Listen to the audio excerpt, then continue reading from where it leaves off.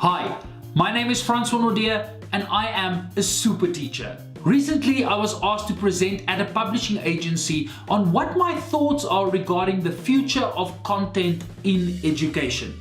This is a very interesting topic and one that I personally love spending time on, trying to think, what will the classroom of the future be like? What type of content will we use in the classroom in the future? So what I thought I'd do is upload parts of this presentation so that other teachers could also benefit from this. But of course, the question of the week. Remember that you can answer the question of the week in the comment section down below. This is your proof that you've participated in the discussion and you can claim your CPTD points. The question of the week. What do you think the classroom of the future would look like? But before we jump into the episode, be sure to check out this video that I'm linking up here so that you know how you can claim your 36 free CPTD points. With all that being said, let's educate.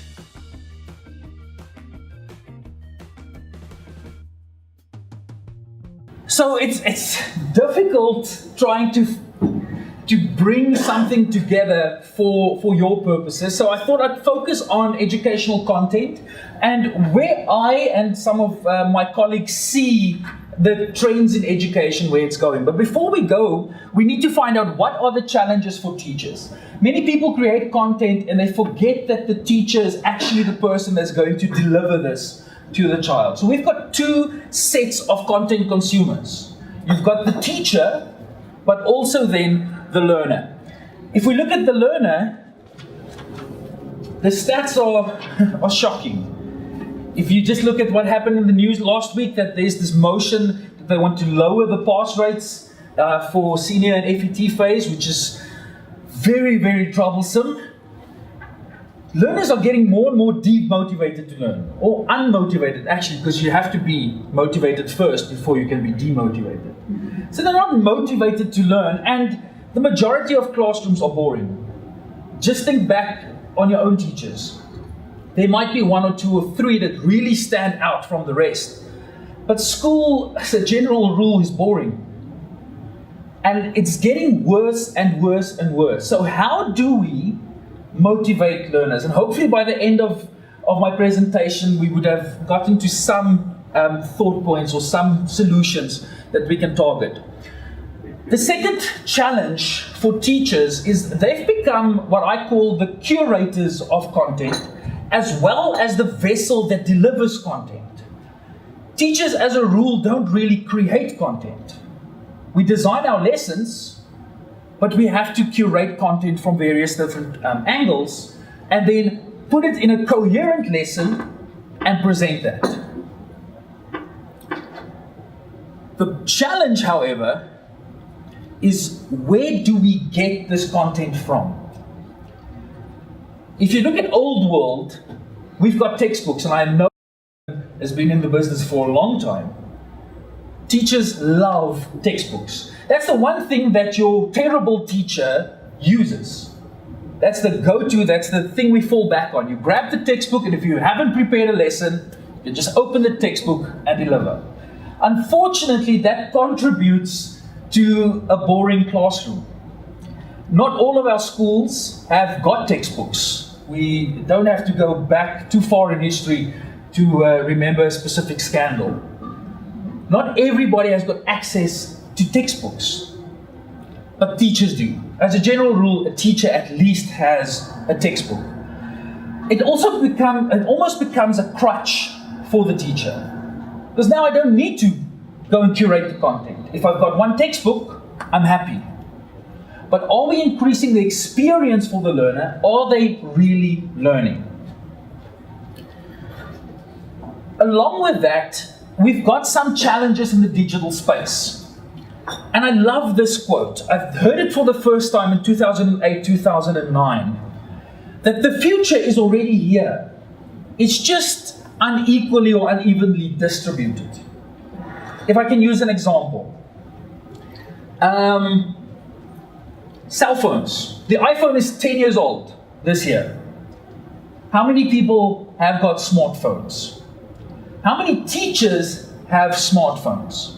For many of them, if they get a smartphone, it feels like futuristic technology. When did you get your first smartphone? It's been there. A lot of people try and be on the cusp. As new technology comes out, we want to embrace it. Education, on the other hand, we are technology averse. Teachers, and I don't want to say especially the older teachers, because it's not just the older teachers. We've been taught in a specific way, and we'd like to keep it that way. We don't want to embrace change. But our learners, on the other hand, they definitely want to. Learners are living in this dual world.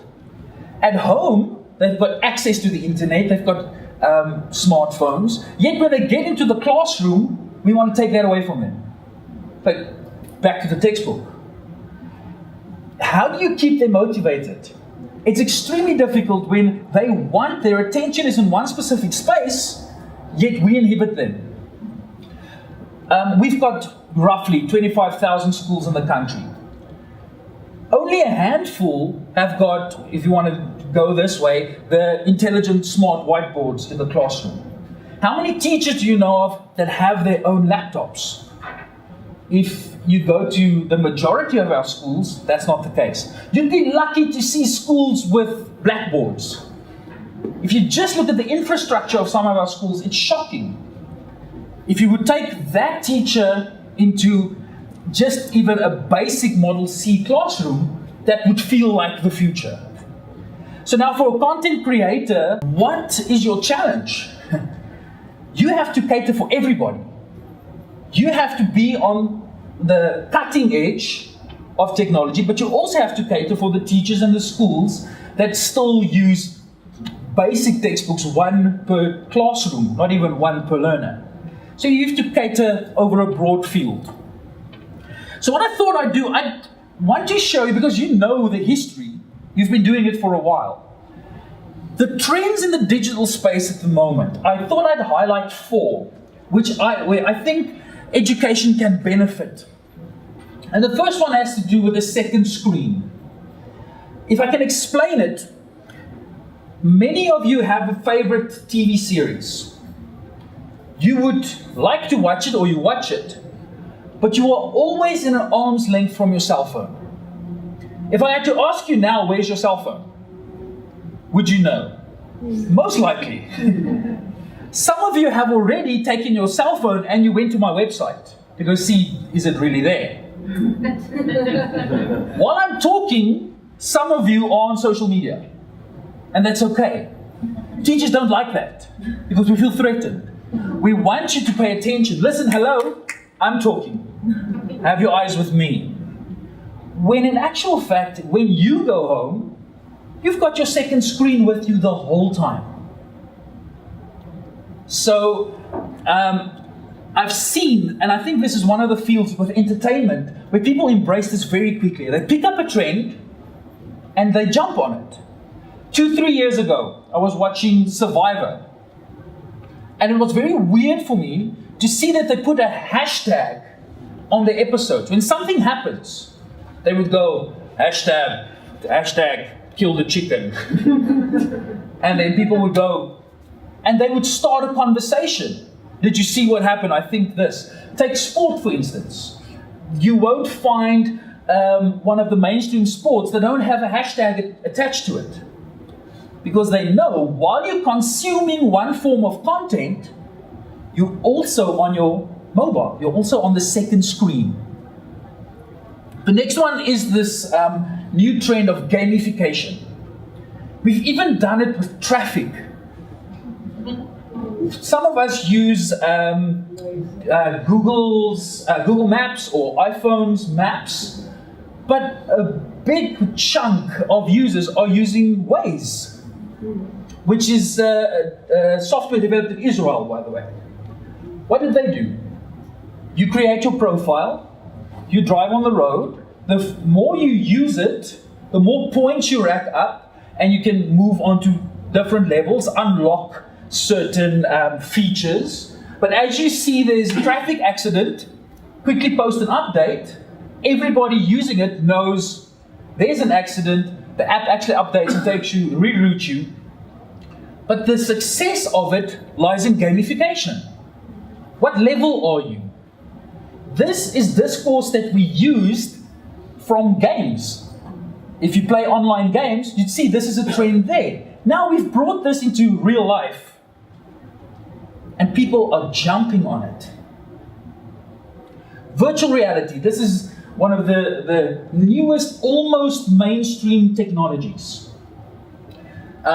It's not readily available for everybody to use, but all of us can, if we have enough money, get hold of a VR headset.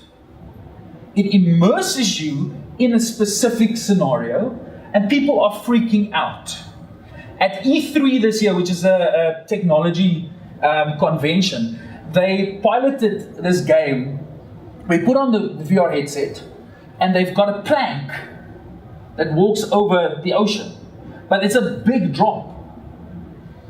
People were too scared to try it because of what happens to you emotionally, especially if you've got a fear of heights.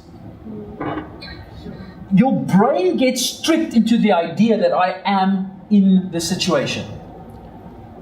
The last one is augmented reality. Pokemon Go is probably the best example because it went mainstream like you won't believe. Because, first of all, it embraces gamification. But it also had this amazing social aspect. It achieved something that very few institutions could get right. As it get gamers out of the house to talk to one another in person. It doesn't happen. If you can sit behind your computer and you have your headset on, yeah, I'll speak to you. But getting people who are seen as introverts out and engaging with each other in a social scenario is very, very strange. That's what they got to do. For those of us that are not familiar with augmented reality, once again, the second screen, you've got a real world scenario, but you use the phone as an interface between the real world and the imagined world. Now, I'm not going to spend a lot of time on this. I only have half an hour, and I would like to have some discussion or questions at the end. So I'm not going to stick to this specifically. But now what I want to do is talk about what I see the application of this is in education. And where I think the success for educational content, or what is going to be successful educational content. And it's in these 4 areas, or 4 factors that I think would make educational content successful. First of all, it's not something new. It's been there forever. And that is authentic storytelling.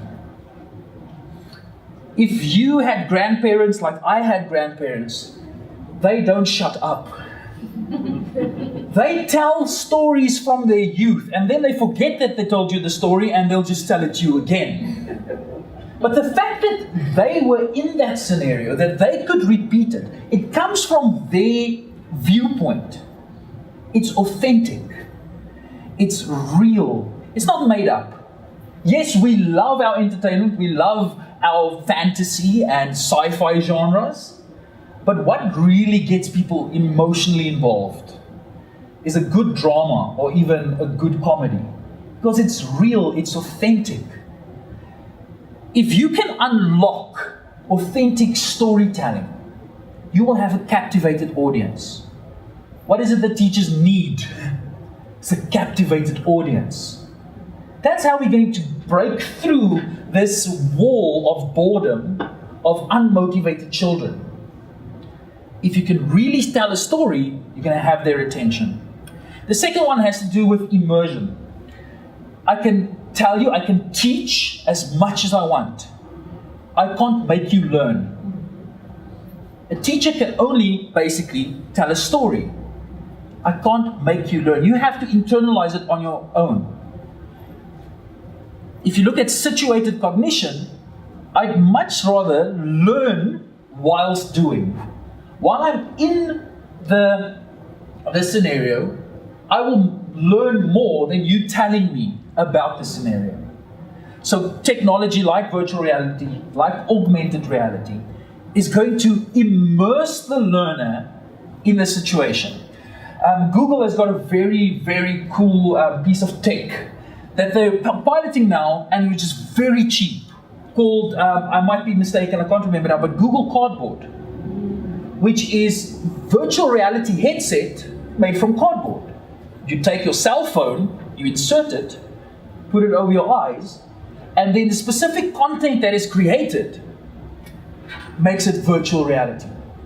There's a YouTube channel, sci-fi channel, I can't remember the exact name, I'll make the link available, I'll give it to Belinda. They've created virtual reality content about the cell. Now, coming from a science background, that's probably one of the most difficult concepts to teach, is this concept of a cell. It's too small to see with the naked eye. You can even extend that to the atom, or you can extrapolate it to abstractions like the universe, something that few of us will ever experience. So what they've done is they've made video content that shrinks you to a size that can warp into a cell.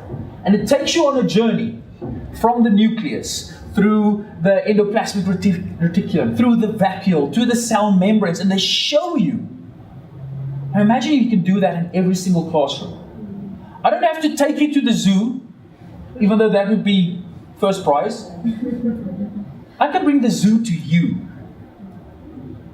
And in a country where, if we look at the current economic state, you've got so many children you won't ever be able to take to the zoo, or to the ocean, or to a natural history museum. It's not going to happen for those children. I'd much rather want to bring that into the classroom and equip the teacher to use that content in the classroom. Competition for attention. I'm not going to go into depth there, but the discourse we use around attention, teachers always tell children, you have to pay attention. Operative word being pay. What do you pay? What is worth your while to take out your wallet and take a card and swipe? I won't pay for something that I don't see value in. If I'm a child in a classroom and you as a teacher are boring, I'm not going to pay my attention. If you can produce content that is of value to the child, to the individual learner in the classroom, yes, they'll take out their cognitive money and they'll spend it on whatever you're trying to sell them, on whatever story you're trying to tell them. And then lastly, I see a lot more value in user-generated content. Because what's happening at the moment? The teacher is the oracle. I have the information. I share the information. That age is approaching extinction. I've got children sitting in the classroom, students sitting in my lecture hall, that when I say something, they double check me. They take out their phone or their laptop and say, is it the truth? How long before I'm obsolete? You can learn anything on YouTube. Very interesting story. They at YouTube Awards last year, they got an individual somewhere in North Africa. He taught himself how to conduct an orchestra using YouTube. He didn't need a teacher. He didn't need a mentor. He could get all of this. Of course, he had to go out and practice. But he didn't need a teacher. It was substituted by YouTube. There's another story, an individual who wanted to illustrate a children's book that taught himself how to use Paint on the computer, the Microsoft app Paint, because he couldn't afford Illustrator or Photoshop. Paint. Took him 10 years to learn it, but he self-published his book. He didn't need an illustrator. He could do it much cheaper than getting somebody in to do the illustrations. Taught himself that over the internet, YouTube and other areas. What is more important, if I want to keep my job as a teacher, is embracing the learners in my classroom and let them start generating content. Have them find solutions collaboratively. One of the 21st century skills, the new buzzword in education, is collaboration. What will children need? Because we don't know what jobs they'll be doing in 5 to 10 years from now. We don't know this. Those jobs don't exist yet. But the skills that they are going to need is generating the content that hasn't been produced yet. Let's rather give them the skills in the classroom than trying to teach them specific one-dimensional content. They can figure that out for themselves.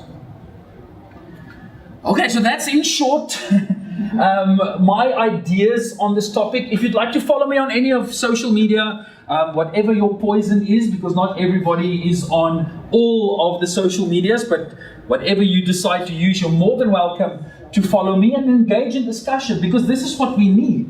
We need the content creators to be in discussion with teachers. When we have this dialogue, we're going to create so much more. Thank you very much for your time. And there you have it. That's my thoughts on the future of content in education. I would be glad to see your comments in the comment section down below. If you enjoy what we do on this channel, be sure to give this episode a thumbs up and to subscribe to this channel if you'd like to see all super teachers unite under one banner so that we can make a positive difference in each and every classroom. If you'd like to subscribe, there's a logo popping up right here somewhere. Click on that to subscribe. And if you'd like to watch other videos on this channel, be sure to click on the link right there and the one right below that one so that you can see other videos on this channel. Until next time, my name is Francois and I am a super teacher.